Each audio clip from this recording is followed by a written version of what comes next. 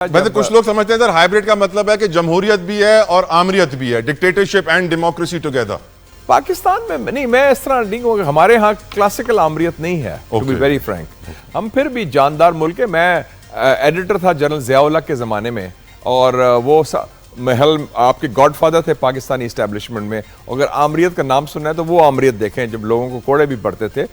We were the freest paper, the Muslim अखबार। वो तो सर वो तो अजीब सा दौर था ना कि वीसीआर को हराम डिक्लेयर कर दिया गया था और शत्रुघ्न सिन्हा उनके घर आते थे। हाँ बिल्कुल, और वो लता मंगेशकर के गाने भी सुनते थे घर में। तो ऐसी कोई वो, और उस माने में मुस्लिम अखबार एक आजाद लेफ्ट ऑफ सेंटर लिबरल अखबार था, right under the nose of Rawalpindi and GHQ.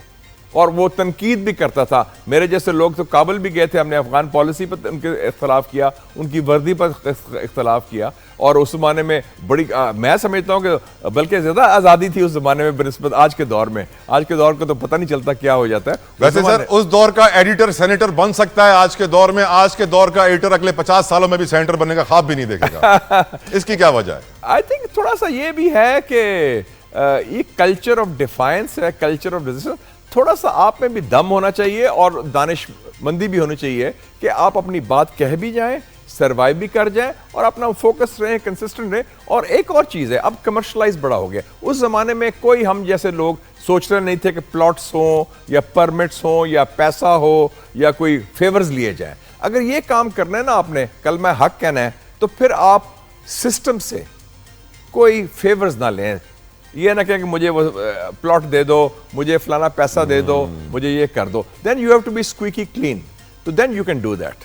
तो उसके लिए कुछ रिक्वायरमेंट्स है। आजकल का दौर चेंज हो गया है। आजकल का दौर जरा कमर्शियल दौर हो गया है, जिसमें ज्यादातर मेरे ख्याल में मीडिया भी कमर्शलाइज बहुत हो गया है। वापस आते हैं वाटर कॉन्फ्रेंस के ऊपर सर। हिसार फाउंडेशन बड़ा काम कर रही है सीमी कमाल, और पहली बार नहीं हो रही है वाटर कॉन्फ्रेंस, 7वीं बार हो रही है।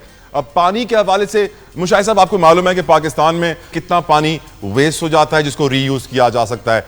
लोग अपने घरों के अंदर किस तरह नलका खोल के, शावर खोल के इस्तेमाल करते हैं। हमें ये रियलाइज करना होगा एज ए नेशन कि पानी एक अल्लाह की बड़ी नेमत है और इसको सही यूज करना बहुत जरूरी है। How do we do that sir? मैं आपको छोटी सी मिसाल देता हूँ। मैं रहता हूँ इस्लामाबाद में, जिस सेक्टर में मैं रहता हूँ उधर लोकल जो सीडीए है, कैपिटल डेवलपमेंट, उन्होंने फाइन लगाया हुआ है होजिंग पर कि गाड़ी साफ करना, जो लोग कहते हैं ना पाइप के साथ, तो ऐसी होती है तो कंप्लेंट्स हम कर लेते हैं, they are find on that. तो it has to start from the basics. उसमें सिटीजन पार्टिसिपेशन के अलावा कुछ नहीं हो सकता। सिर्फ कानून साजी से कोई नहीं फर्क पड़ेगा, क्योंकि हमारे यहाँ हर चीज पर कानून है लेकिन उसकी अमल दरामद नहीं है। इसमें अवाम की शमूलियत जरूरी है, सिटीजन्स इन्वॉल्वमेंट, सिटीजन्स एक्टिविज्म। और इसलिए मुझे बड़ी खुशी हुई आज सीमी कमाल साहिबा की जो हिसार फाउंडेशन है, उन्होंने ये इनिशिएटिव लिया। इसमें लोगों को शामिल कर रहे हैं, सिविल सोसाइटी, एनजीओज, आम लोग जो हैं, एनवायरमेंटलिस्ट, एक्टिविस्ट, आप जैसे मीडिया के लोग भी, कि वो इसको आगे लेके चलेंगे। उसके बगैर काम नहीं चलेगा। वैसे सूबों के दरमियान तो पानी के ऊपर सर बड़े गर्मा गर्मी हो जाती है। आपने देखा बॉर्डर पे एहतजाज शुरू हो जाता है, वकील निकल आते हैं और फिर बहुत कुछ होता है।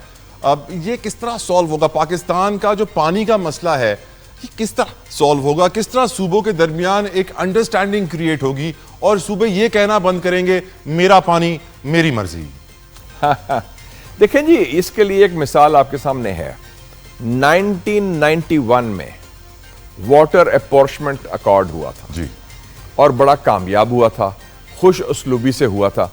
और क्यों हुआ था, कैसे हुआ था? सिर्फ ये चीज थी कि आपने चारों सूबों को एतमाद में लिया, आपने चारों सूबों से मशवरा किया, और चारों सूबों के जो मुंतखब नुमाइंदे थे वो एक टेबल पर बैठ के उन्होंने ये वो फैसले किए। आज आपने सिर्फ एक और बात की कि अगर बिलियन ट्रीज सुनामी आ सकता है तो फिर मिलियन पॉन्ड्स भी बनने चाहिए, ये प्रोग्राम भी आगे बढ़ना चाहिए। सर हम देखते हैं कि चाइना इतना बड़ा डैम बनाता है कि दुनिया का सबसे बड़ा डैम, और बताया जाता है कि उसने काफ़ी सारी चीज़ें हिला के रख दी दुनिया में। हम देखते हैं कि सर इंडिया हो, दूसरे मुल्क हो, तरक्की याफ्ता मुल्क हो, वो डैम्स के ऊपर जोर देते हैं।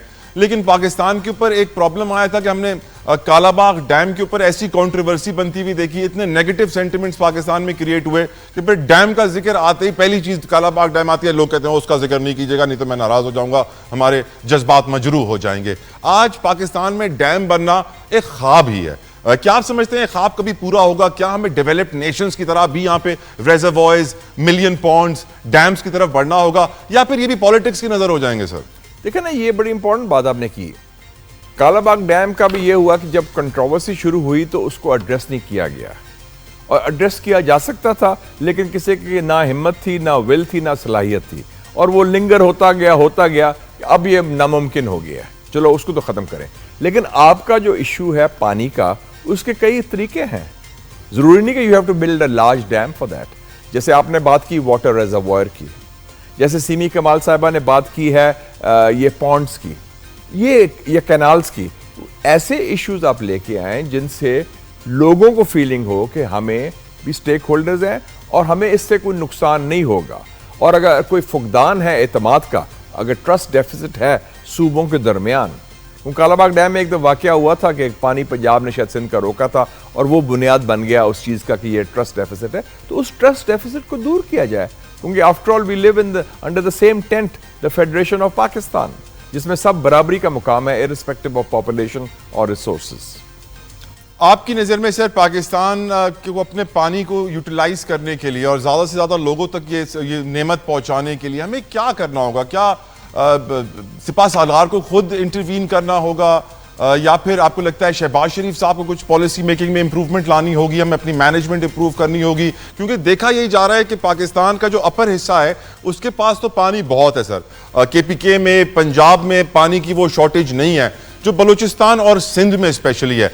आपकी नज़र में क्या हमारे प्राइम मिनिस्टर को इस इशू को रिलेट करना चाहिए? कराची का जो वाटर प्रोजेक्ट है सर, वाटर लाइन है, वो कोई 70 बिलियन रुपीस की बननी है, जो कि कई सालों से नहीं बनी है। सैडली हम 70-80 अरब रुपए गंदुम के जाया होने पे रिलीज कर देते हैं सर, लेकिन वाटर प्रोजेक्ट पे टाइमली रिलीज नहीं करते हैं और फिर वो 400 अरब का हो जाता है और फिर उसके लिए बड़ी प्रॉब्लम्स हो जाती हैं। आपकी नजर में how do we utilize our water resources properly to satisfy everyone sir?